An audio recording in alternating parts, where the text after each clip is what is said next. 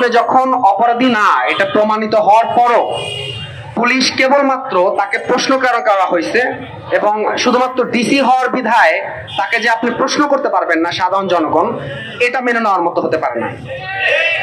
আজকে ঢাকা বিশ্ববিদ্যালয়ে পড়ার কারণে কিংবা ঢাকা বিশ্ববিদ্যালয়ের মতো প্রতিষ্ঠানে পড়ার পর আমি যদি আক্রমণের শিকার হই, হয়তো এই কারণে আমি মোটামুটি আপনারা এখানে এসেছেন বা অনেকে আসছে, কিন্তু এখানে আমি বাদে যে কোনো একজন র্যান্ডম সাধারণ নাগরিক হতে পারতো, তখন কিন্তু হয়তো মিডিয়া কাভারেজ থেকে শুরু করে এত বড় কিছু হতো না, সবার সামনে আসতো না।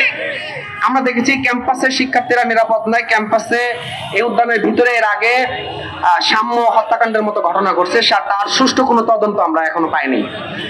তারপরে দেখেছি আমাদের বিশ্ববিদ্যালয়ে নারীরা হেনস্থার শিকার হয়েছেন।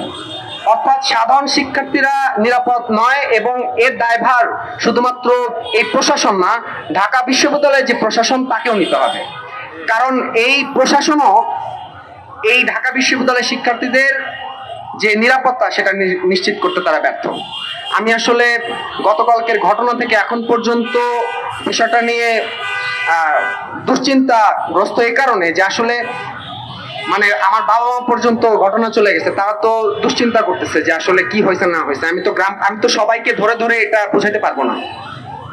আপনাদের ধন্যবাদ এখানে আসছেন, এবং আমি বলবো যে শুধুমাত্র আজকে আমি হওয়ার কারণে না, এখানে যে কেউ হতে পারতো, ঢাকা বিশ্ববিদ্যালয়ের শিক্ষার্থী হতে পারতো কিংবা ঢাকা বিশ্ববিদ্যালয়ের বাইরে যে কোনো সাধারণ নাগরিক হতে পারতো।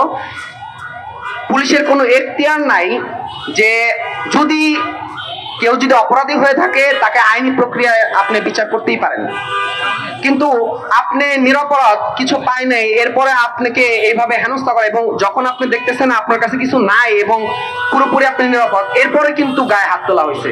আমার মাথায় আঘাত করা হয়েছে, আমার পায়ে আঘাত করা হয়েছে, হাতে আঘাত করা হয়েছে। আমি ঢাকা মেডিকেলে আমি এটার যে চিকিৎসা সেটা আমি নিয়েছি। আপনি যদি দেখেন আমার মাথার এই পাশটাতে একটা বাড়ি দেওয়া হয়েছে। তো এই হলো পরিস্থিতি, বলার মতো আসলে কিছু ভাষা নেই। এখানে যারা উপস্থিত ছিলেন, বিশেষত ঢাকা বিশ্ববিদ্যালয়ের শিক্ষার্থীরা, সবাইকে আমি ধন্যবাদ দিয়ে শেষ করতে পারবো না।